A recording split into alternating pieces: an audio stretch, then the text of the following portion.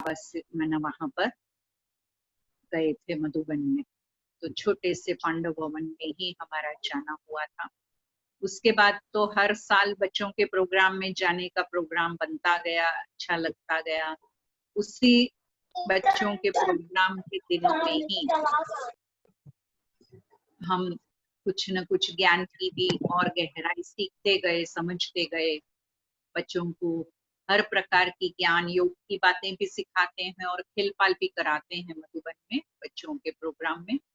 तो वो दोनों प्रकार की हमारे अंदर में पालना हमें मिलती गई और इसी प्रकार से ज्ञान की थोड़ी थोड़ी गहराई समझते गए और धीरे धीरे लौकिक पढ़ाई के साथ साथ इस पढ़ाई को भी हमने लगातार करते रहने का लक्ष्य पक्का कर लिया था। फिर तो सेंटर के साथ बहुत ज्यादा कनेक्शन ज्यादा ही जुड़ता गया और सेंटर के थ्रू मधुबन के साथ ज्यादा से ज्यादा कनेक्शन जुड़ता गया। हर कोई त्योहार मनाने के लिए मधुबन पहुंच जाते थे, क्योंकि अहमदाबाद से नजदीक होने के कारण दिवाली आई तो भी मधुबन जाना है, नया साल आया तो मधुबन जाना है, क्रिसमस मनाने मधुबन जाना है न, हर त्योहार, शिवरात्रि आई तो मधुबन जाना है। ज्यादातर प्रोग्राम त्योहार मधुबन में मनाने का लक्ष्य रखते थे और इस प्रकार से मधुबन से ज्यादा ही जुड़ते गए। और फिर कुछ समय के बाद तो मधुबन में सेवाओं में भी ज्यादा समय रुकने का भी लक्ष्य रख करके रुकते थे। महीना महीना, 2-2 महीना मधुबन में रुकते थे। उस समय ओम शांति भवन भी बनना शुरू हुआ हमारे सामने। तो मधुबन, इस ओम शांति भवन का बनने के टाइम पत्थरों को उठाना, छोटे थे लेकिन जितना कर सकते थे करते थे। पत्थर उठा के इधर से उधर करना, वो कार सेवा जो कहते थे, तो वो सब बाबा के बच्चे करते थे, हम भी उसमें जुड़ जाते थे।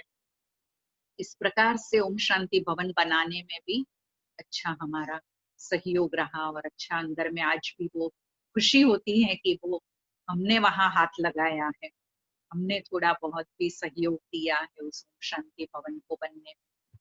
और उसके बाद तो धीरे धीरे बाबा के घर का विस्तार होता चला गया और कैसे धीरे धीरे ज्ञान सरोवर बना, ग्लोबल हॉस्पिटल बना और उसके बाद शांतिवन बना। ये सब हमारे सामने ही बनते चले गए, उसके उद्घाटन को हम देखते चले गए।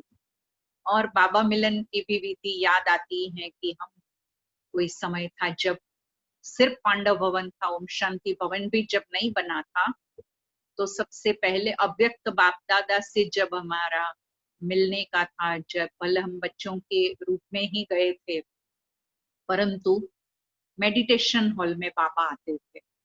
हाँ, ये जरूर है कि उस समय जो बाबा के कमरे के सामने, जो मधुबन का बाबा का कमरा, बाबा की झोंपड़ी, उसके सामने मेडिटेशन हॉल बना है, आप सबने देखा ही होगा।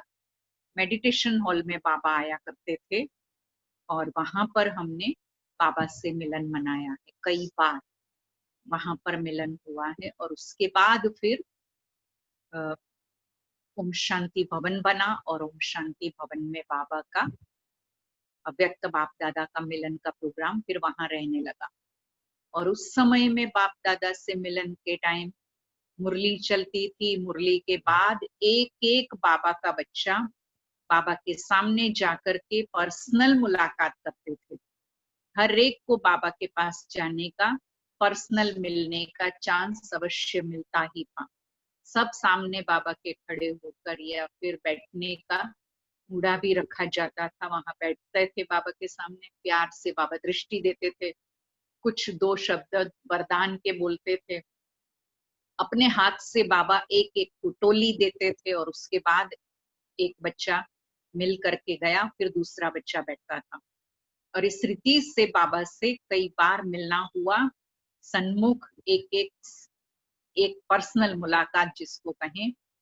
बहुत छोटेपन की तो बहुत बहुत बातें याद नहीं है हमें कि किस प्रकार से हाँ हम मिलते थे, लेकिन बस बाबा इतना बोलते थे बच्चों को, तो खुश होना, खुश रहना है, इस तरीके से इतने शब्द बाबा छोटे बच्चों को बोलते थे ज्यादातर। इससे ज्यादा वरदान बच्चे समझ नहीं पाते, इसीलिए ज्यादा नहीं बात करते थे।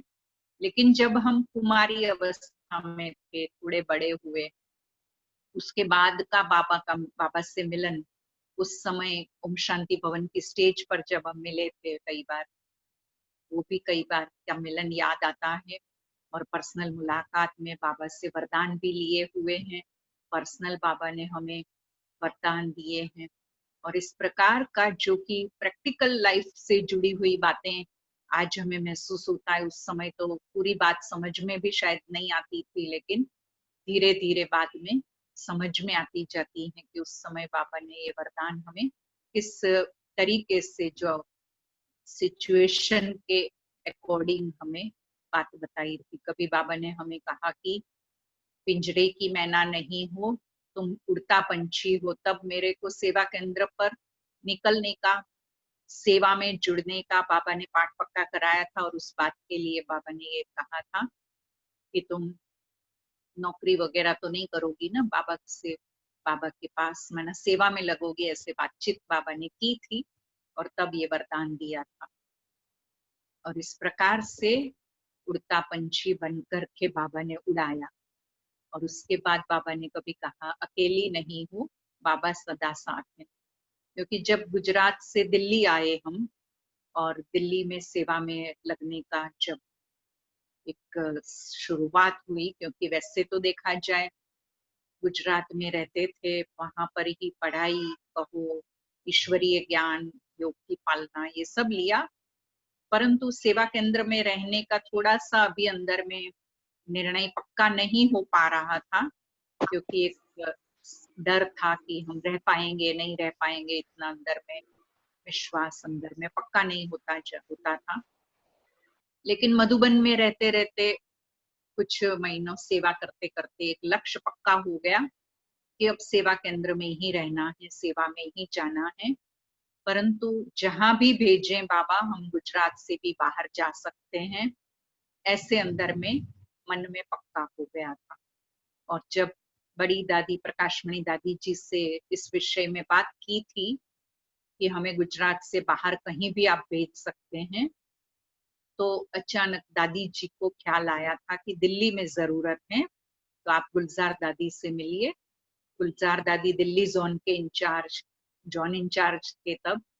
और उस रीति से गुलजार दादी से हम मिले, और गुलजार दादी ने हमारा दिल्ली के लिए पक्का कर दिया और दिल्ली में आने का बन गया।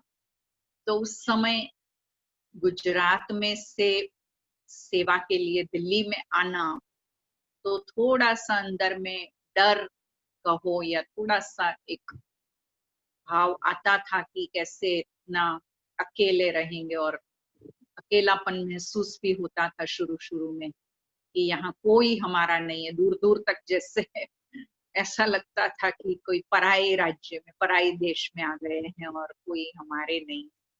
तो बाबा ने उस समय वरदान दिया था जब बाबा से मिले थे, तो अकेली नहीं हो, बाप सदा साथ है। और इसीलिए बाप साथ हैं, वहां सर्व प्राप्ति होती है। तो वो वरदान सचमुच में बाबा ने महसूस कराया जीवन में। अकेलापन फिर उसके बाद कभी भी महसूस नहीं हुआ। जैसे बाबा ने अपने साथ का वो अनुभव करा दिया, वो वरदान अंदर में भरपूर कर दिया, और जीवन में कभी भी अकेलापन महसूस नहीं हुआ।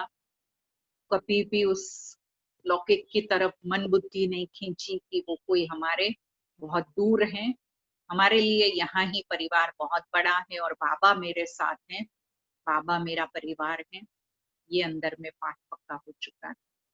और इस प्रकार से ये भी एक सौभाग्य रहा कि दिल्ली में भी खास शक्ति नगर सेवा केंद्र पर, जहाँ पर जगदीश भाई साहब और चक्रधारी दीदी की पालना में आने का, पलने का सौभाग्य प्राप्त हुआ।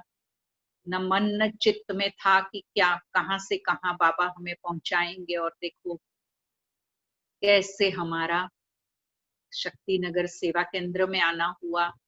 बस मुझे वो थोड़ी सी बात याद आती है कि गुलजार दादी से जब हम मिले थे, दादी से पहली बार दिल्ली आने की बात करने के लिए, तो दादी ने केवल एक दो बातें पूछी थी हमसे कि कितने समय से ज्ञान में चलते हो, कौन ज्ञान में परिवार में चलता है और पढ़ाई क्या की है।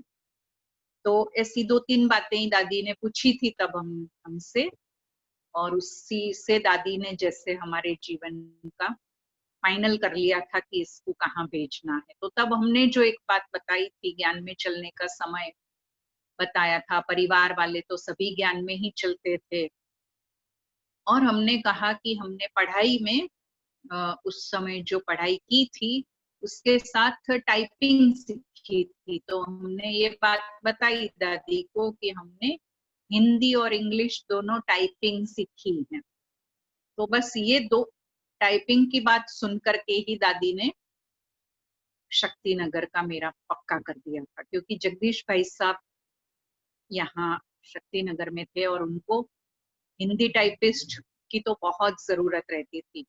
इंग्लिश टाइपिस्ट तो बहुत होते थे, कुछ भाई बहन ज्यादा कर ही लेते हैं, लेकिन हिंदी टाइप बहुत सभी नहीं कर पाते थे।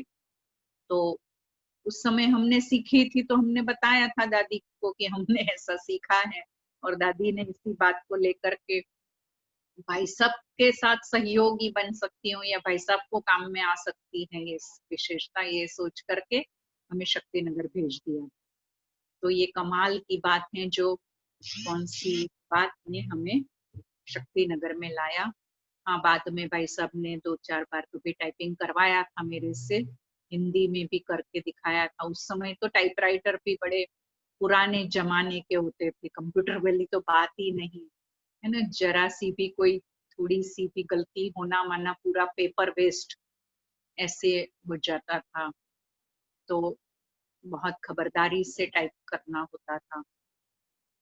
तो थोड़ा थोड़ा कभी कभी टाइपिंग का काम किया था, लेकिन इतना ज्यादा हमने नहीं किया। उसके बाद तो भाई साहब को और भी सहयोगी कई मिल गए थे, परंतु हमको शक्ति नगर में रहने का सौभाग्य शायद इसी एक बात को लेकर के मिला, ऐसा याद आता है। और उस रीति से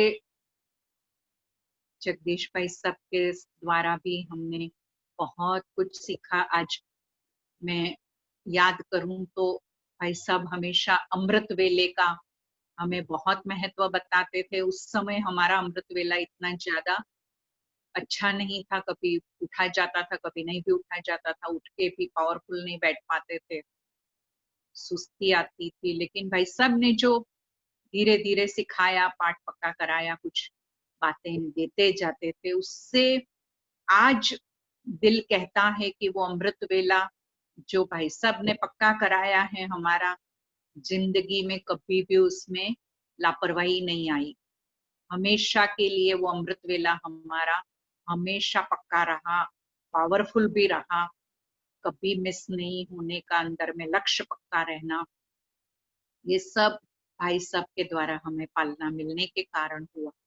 और इसी प्रकार से मुरली क्लास में समय पर पहुंचना, मुरली क्लास में कभी भी पीछे नहीं रहना, ये भी भाई साहब हमेशा पक्का कराते थे। भाई साहब को हमेशा रहता था कि क्लास का टाइम हो गया है तो कोई इधर उधर दूसरी जगह घूम ना रहे हो, कोई किचन में हो, कोई कहीं दूसरे काम कर रहे हो, और नीचे क्लास शुरू हो गई है, मुरली शुरू होने वाली है, योग में सब भाई बहन पहुंच गए हैं और आप नहीं पहुंचे हो। तो ऐसे हमें पाठ पक्का कराते थे, और तब से सचमुच में दिल में वो बात अंदर में चली गई है, जो जीवन में हमने मुरली क्लास में लेट होना, ये अंदर में बहुत ही रेयर चांस होता है। हमें हमेशा पक्का रहता है मुरली क्लास में पहुंचना है और टाइम से पहले पहुंचना है। लेट होना अच्छा नहीं लगता था हमें, कभी भी अभी अच्छा नहीं लगता है। तो ये एक जीवन की धारणा पक्की होती गई, जो भाई साहब ने हमें सिखाई। ऐसी कुछ बहुत बातें जीवन की भाई साहब के द्वारा हमें सीखने को मिली हैं। भाई साहब ऐसी बातें पक्की कराते थे, समय समय पर बाबा के प्रति अंदर में जो स्पेशल योग अभ्यास करके पट्टी कराते थे भाई साहब, तो वो भी लगन लगी रहती है, और अंदर में लक्ष्य रहता है कि हम पर्सनली भी अभी अपने आप के लिए समय निकाल के पर्सनल टाइम निकाल के बाबा के साथ की भट्ठी का अंदर में प्रोग्राम खुद ही खुद के लिए बनाए, ये अंदर में लक्ष्य रखते हैं। तो ऐसी अनेक बातें जीवन में आती गई और साथ साथ हमने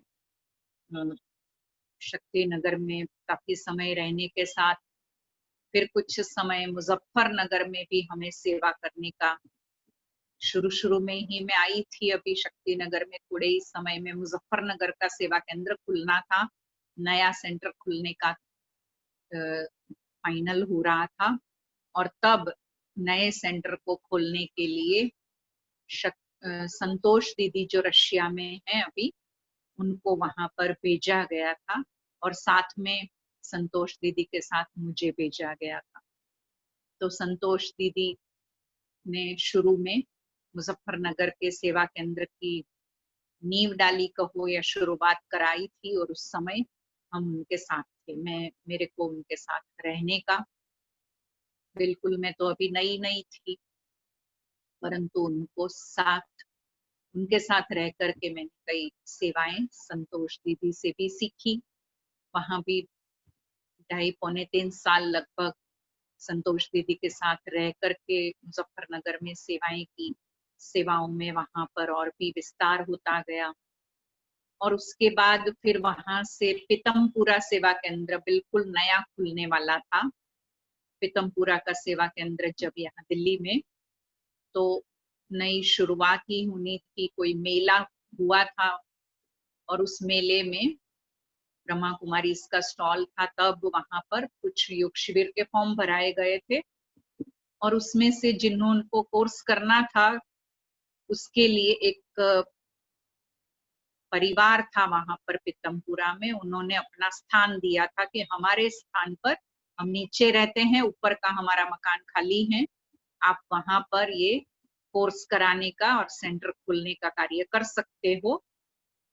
तो फिर दीदी भाई साहब ने तब मुजफ्फरनगर से फिर पीतमपुरा के लिए मुझे फाइनल किया कि मैं वहां से आई, सीधा पीतमपुरा में नया सेंटर खुला और वहां पर कोर्स कराना शुरू किया।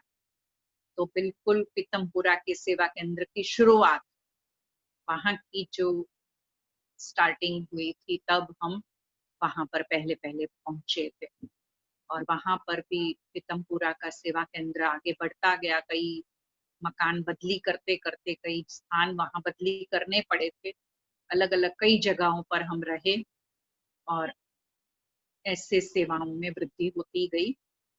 तो कई साल, 5-6 साल कम से कम शायद मेरे ख्याल से पीतमपुरा में भी सेवाएं करने का जीवन में रहा, सौभाग्य रहा। और उसके साथ साथ देखा जाए तो हम पीतमपुरा के बाद फिर हम थोड़ा समय शक्तिनगर में आए थे और शक्तिनगर के बाद तब डेरावाल में भी बिल्कुल जमीन थी। अभी प्लॉट मिल गया था, आधा प्लॉट मिल गया था, आधा अप्लाई किया गया था अभी दूसरा किसान वाला। तो बिल्डिंग बननी अभी शुरू नहीं हुई थी। तब डेरावाल की जमीन पर हम सेवा करने के लिए जाया करते थे।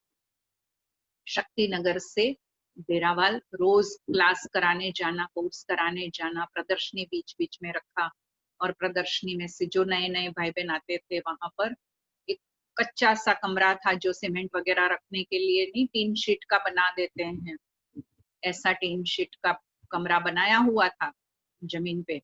बस उसी कमरे में छोटे से में बैठ करके हम कोर्स कराया करते थे और जा करके सेवा करते थे। तो बिल्कुल नया शुरुआत डेरावाल का भी शुरू हुआ, तब हमने वहां सेवाएं की और धीरे धीरे फिर बिल्डिंग बननी शुरू हुई, बनती गई, हम सेवा रोज करने जाते रहे।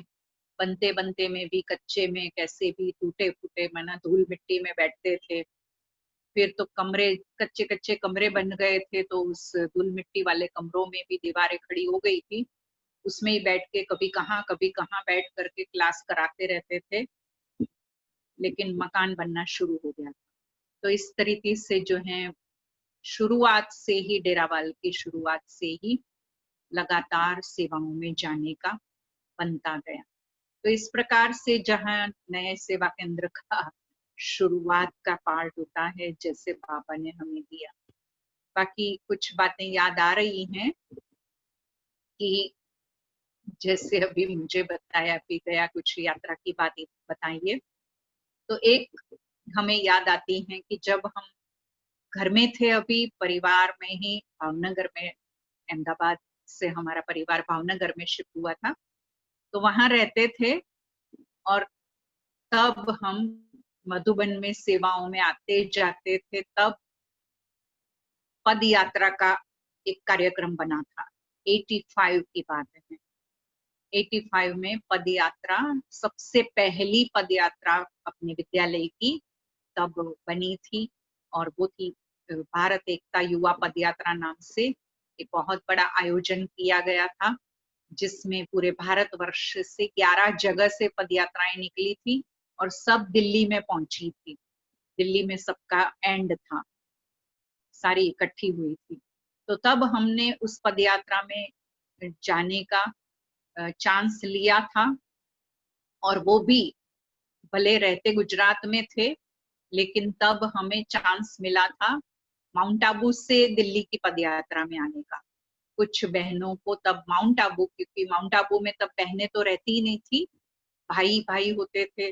तो भाइयों का वहां से ग्रुप निकलने वाला था कि पदयात्रा भाइयों की, मधुबन निवासियों की, मतलब मधुबन के भाई। लेकिन बहनें कहाँ होंगी उसके साथ। तो बहनें फिर किसी किसी स्थान से बुलाई गई थी कि किसी भी जगह से बहनों को अगर आना हो तो माउंट आबू की पदयात्रा में आप जुड़ सकते हो। तो तब हमने उसका चांस लिया था।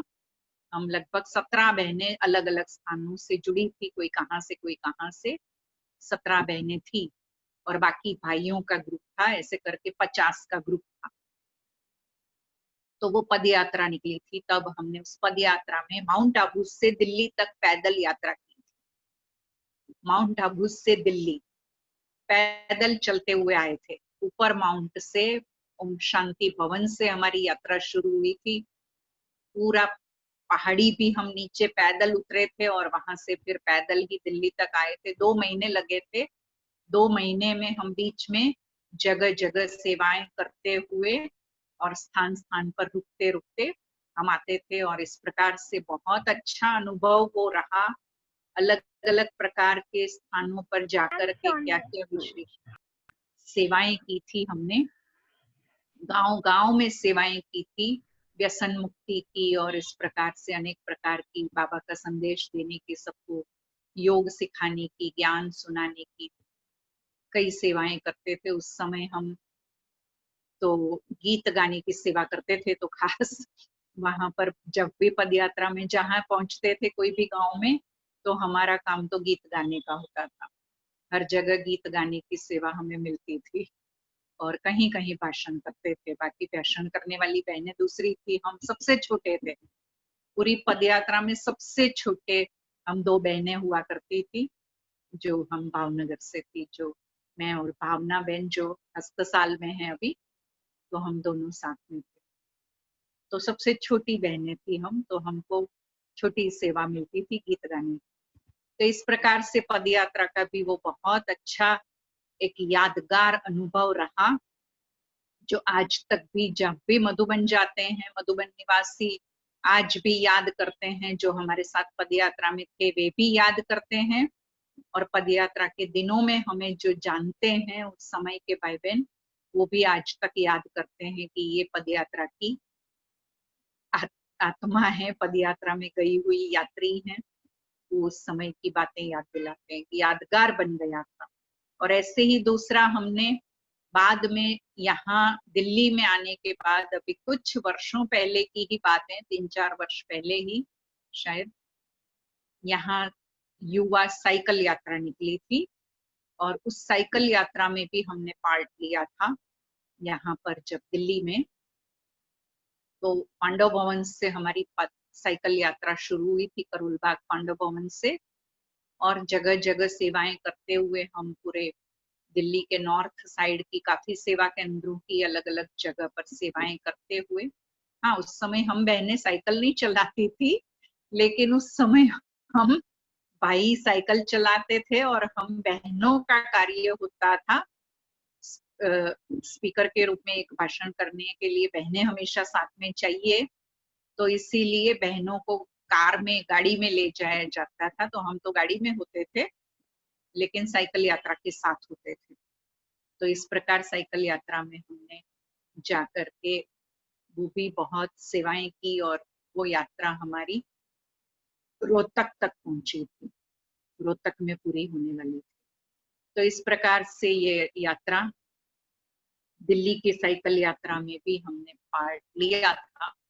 ऐसी वैरायटी सेवाएं बाबा ने समय समय पर कराई, अलग अलग स्थानों पर अनुभव कराया, कितने सेवा केंद्रों के अनुभव कराए, और ऐसा जीवन का मना अंदर बाबा ने नए नए प्रकार की जहां जहां सेवा में निमित्त बनाया। करावनहार तो बाबा है, जहां देते थे सेवा, जैसी देते थे सेवा, वो करने के लिए हम हमेशा निमित्त बनते रहे, हाजिर होते रहे और बाबा कराते रहे। कभी अलग अलग स्थानों पर जाकर के सेवाएं करते रहे। आखिर डेरावाल में जब हम रहते थे, और डेरावाल में रहते रहते फिर यहाँ टैगोर पार्क का सेवा केंद्र भी नया खुलने का प्लान बना था, तो उस समय भी यहाँ प्रदर्शनी रखी गई, और प्रदर्शनी के बाद यहाँ पर भी कोर्स कराना, उस समय हम से रोज कोर्स कराने आया करते थे, केवल सुबह से लेकर शाम तक फिर यहाँ रहना, उसके लिए एक किराए पर स्थान ले लिया था, वहां रहते थे और शाम को फिर डेरावाल वापस चले जाते थे। ऐसे कुछ समय लगातार रहते हुए फिर तो परमानेंट रहना ही शुरू कर दिया। ऐसे टैगोर पार्क का सेंटर खुला, और ऐसे टैगोर पार्क में आज भी बाबा ने बिठाया हुआ है, तो बैठे हैं, सेवा कर रहे हैं। जब बाबा और आगे की कोई सेवा के लिए ऑर्डर करेंगे तो आगे चल पड़ेंगे कदम हमारे, जहां बाबा बिठाएंगे, जहां ले जाएंगे, वो करते रहेंगे। वो जीवन बाबा के आगे अर्पित हैं, और बाबा हमको जैसे कहते हैं, जैसे कराते हैं, हम करते जा रहे हैं। तो ऐसे कुछ जीवन की मोटी मोटी बातें आज जो याद आती गई, वो हम आपसे शेयर करते गए। कुछ बातें अनेक गहराइयों की भी हैं, परंतु हर कदम में बाबा का साथ, बाबा के प्यार का अनुभव होता रहा, क्योंकि हमारा दिल से अंदर में एक ही संकल्प रहा कि बस बाबा ही, क्योंकि लौकिक परिवार से दूर आ जाने के कारण बाबा से ज्यादा गहरा संबंध हो गया था कि हमारे लिए तो बाबा ही यहाँ सब कुछ है और कोई हमारा है ही नहीं। इस बात को लेकर के बाबा के साथ का संबंध ज्यादा गहरा होता चला गया था, और बाबा ने हमें इस रीति से ही अपना बना करके आगे बढ़ाया, हमारे जीवन को संभाला और उन्नति कराते गए, वैरायटी प्रकार की सेवाएं कराते गए। ओम शांति। मैं समझती हूँ कि समय काफी हो गया है, तो अभी यहाँ पर पूरा। ओम शांति। शांति दीदी, आपका बहुत बहुत शांति। धन्यवाद है। परंतु ऐसे लगता है अभी तो हम सुनने की लय बना रहे हैं, और ऐसे लगता है सुनते ही जाएं। तो ये अनुभव तो ऐसी चीज है जो बहुत सहज प्राप्तियां का अनुभव कराते हैं। और आपने जो हमें बाबा से सर्व संबंधों का भी एक बहुत सुंदर अपना अनुभव सहित जो एक रास्ता बहुत अच्छा बताया है, वो भी एक बहुत सुंदर हमारे लिए एक मार्ग प्रदर्शना रहेगी।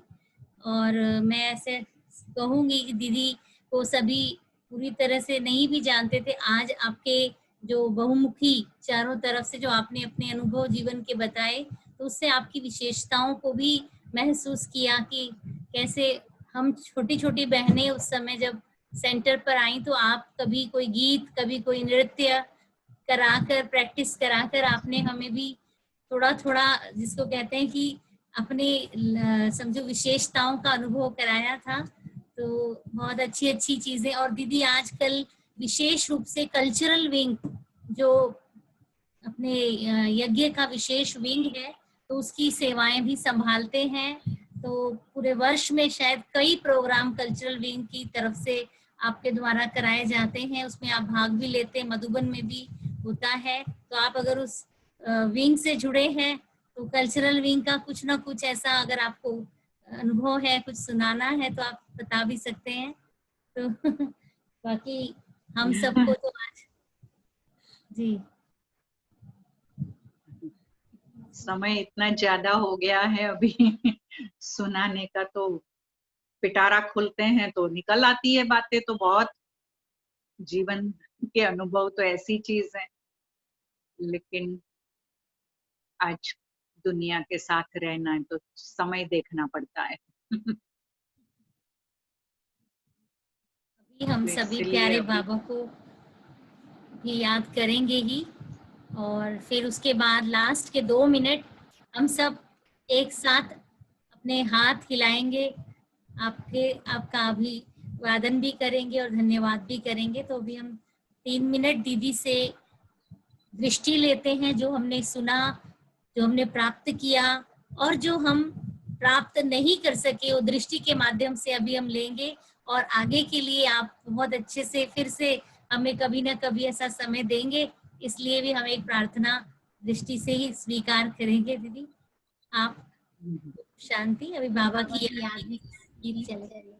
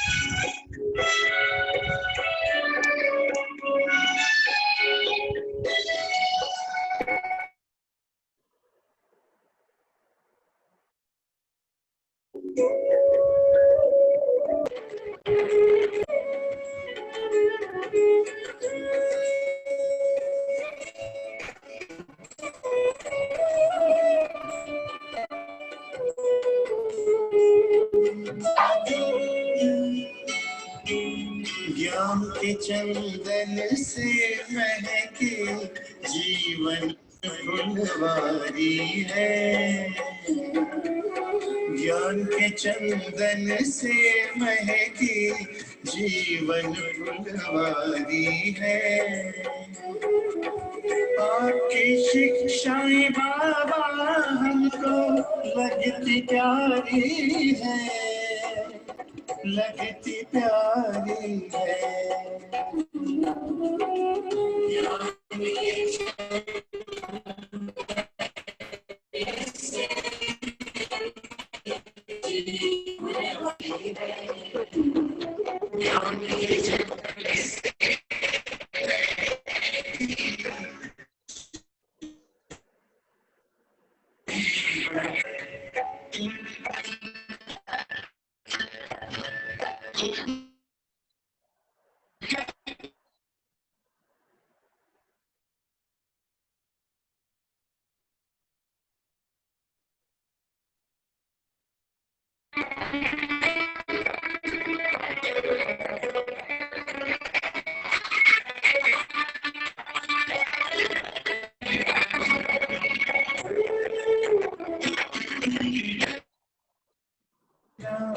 मन आनंदित करती है, पावनता की खुशबू शांति से भरती है।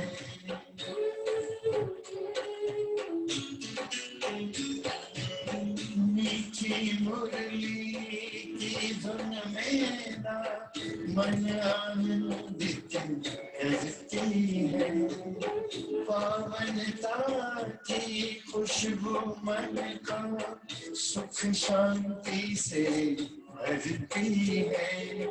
ज्ञान सूर्य की किरणों से हुई बगिया उजियारी है, बगिया उजियारी है। ज्ञान की जंगल से बहती जीवन फुलवारी।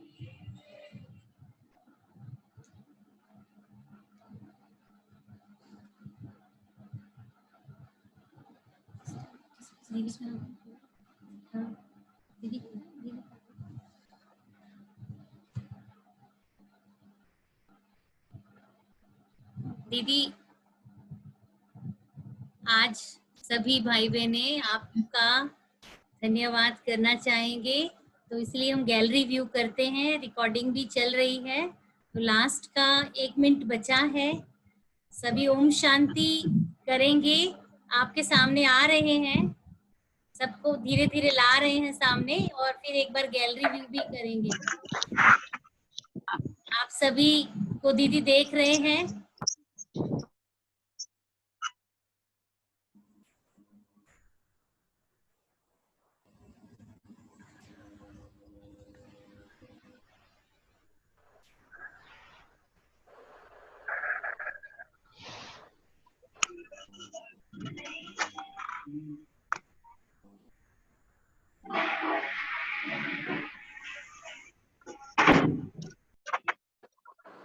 ये सूक्ष्म फरिश्तों का मिलन है। फरिश्ते फरिश्तों से मिल रहे हैं। बाबा कैसे अपने बच्चों को निमित्त बनाए, फरिश्ता बनाने के लिए आए हुए हैं। हमारी दीदी आज बाबा के स्थान पर हैं और हमें उनसे दृष्टि मिल रही है। दीदी सबको देख रहे हैं। ये बहुत सुंदर समागम है ब्राह्मणों का, ब्राह्मणों से मिलने का।